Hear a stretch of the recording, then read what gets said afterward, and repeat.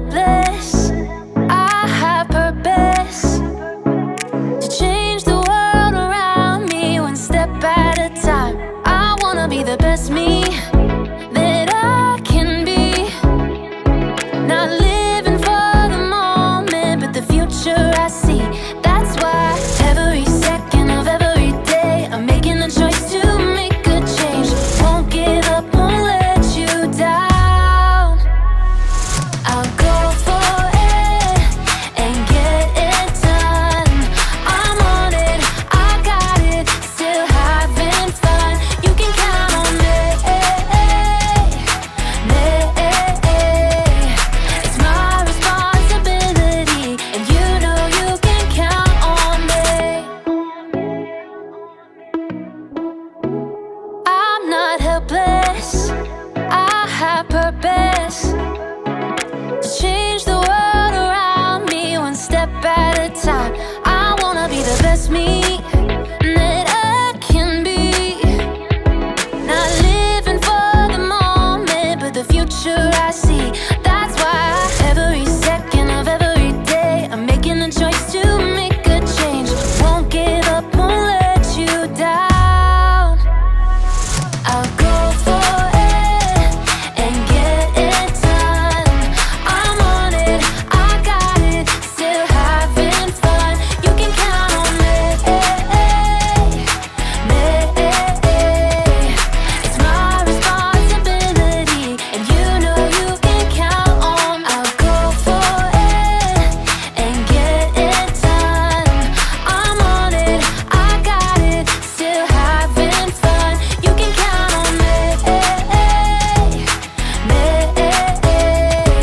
It's my responsibility, and you know you can count on. It's my responsibility, and you know you can count on me.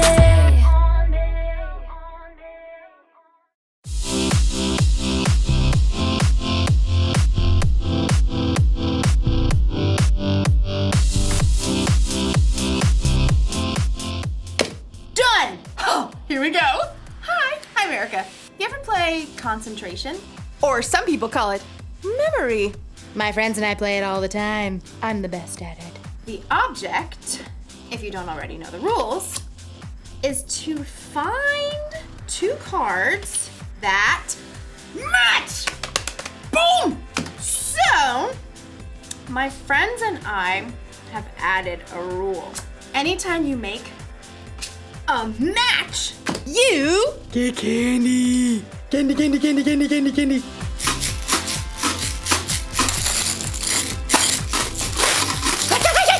What can I do? It's a rule, and rules are part of life. Yes! You've got to talk about rules when you're talking about responsibility. Responsibility is showing you can be trusted with what is expected of you. Of course, the rules don't say I have to eat candy every time I get a match. So, usually, I save it for later. This is what I've won so far. I mean, what can I say? I know how to pick 'em. My friends are like, you're too good at this game. Give us some candy. And I'm like, get your own. I might have a problem. No. Today's story is one that Jesus told about a man who had a little problem with sharing. Who knows what that's like? I'll see you in a bit. Bye. The Bible. It's 66 books of history, stories, letters, and poetry that fit together to form God's one big story. The epic adventure of how He created us and loves us so much that He made a way to rescue us. As we travel through the Bible, from Genesis to Revelation, we discover people who met God and found their lives changed forever. Now, for an amazing story. Inspired by the book of Luke, chapter 12, verses 13 through 21. Everywhere Jesus went, large crowds followed him. Some really wanted to learn and change. Some were just curious. Others, like the religious leaders, listened to Jesus' words so they could trap him with tricky questions. But there were some people who just wanted Jesus to back them up, to tell them that their way was the right way. One of these was a man, we'll call him Ezra. Teacher! Hey! Teacher! Ezra's demand was loud enough that everyone stopped talking to look at him. Are you gonna let me through or what? Ezra shoved through the crowd, dragging another man behind him, his brother. Teacher, you've got to tell my brother here that he has to divide the family property with me. Ezra's brother looked like he wanted to sink straight into the ground. Jesus turned to Ezra.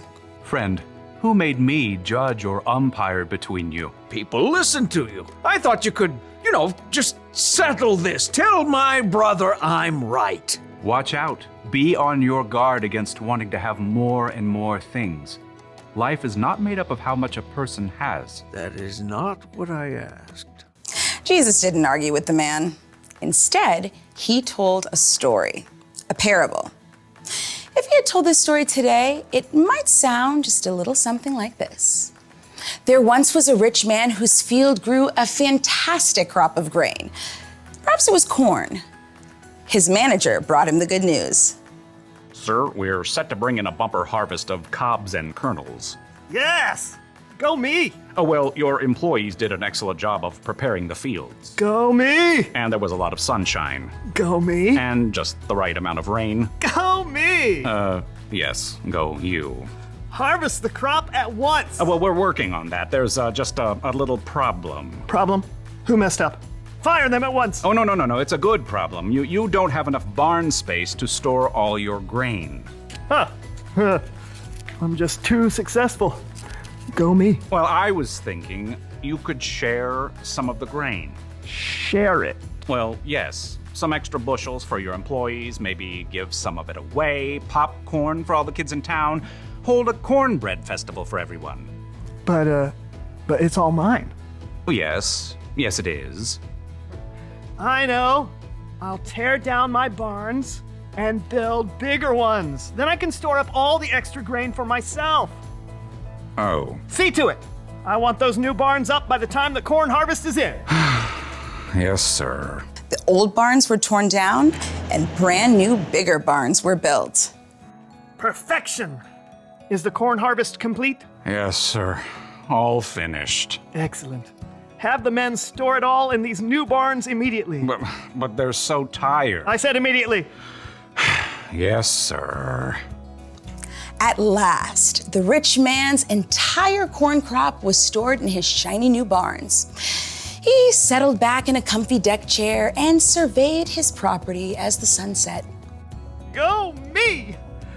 Self, you've done pretty well for yourself. You got grain stored away for a lot of years to come. He popped a gourmet corn chip into his mouth. Self, take it easy. Eat, drink, and live it up. You foolish man. The rich man nearly choked on his chip. Excuse me? The rich man looked around, but he could see no one. He was entirely alone. Oh, great. Is this supposed to be some God moment where I discover what I've been doing wrong? That's exactly what it was. You foolish man. Tonight I will take your life away from you. Then who will get what you have prepared for yourself? Could we come up with a different ending to this story? But there was no way out for the rich man. He had chosen to focus only on what he could keep for himself. Jesus wrapped up his parable by explaining, That is how it will be for whoever stores things away for themselves, but is not rich in the sight of God. We don't know how Ezra responded, but maybe, just maybe, he started worrying less about getting more of his family's stuff. Maybe he started to care a little more about sharing what he did have with his brother.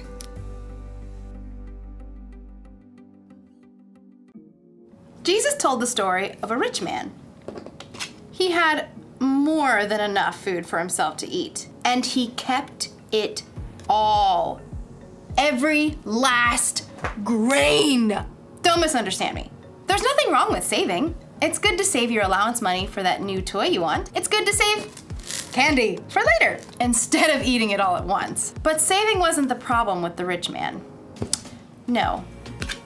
His problem was his heart. He loved himself and his stuff more than he loved other people. And that's not good, because people are always more important than stuff. You see, I can't say that I'm a follower of Jesus if I'm going to be selfish with the things I have. Those things don't match. It's our responsibility to share with others. And we all have something we can share. Maybe you have time to share, or money, or candy. You're going to have all kinds of chances in your life to share with someone who has less than you. Don't miss your chance. Here's a rule for life to remember today. Share what you have. I've got candy to share next time I see my friends. I've got clothes I don't wear anymore that I could donate. And I've got time if anyone wants to play concentration with me later. Although I warn you, I'm pretty much the best at it. See you next time. I'll save you some candy.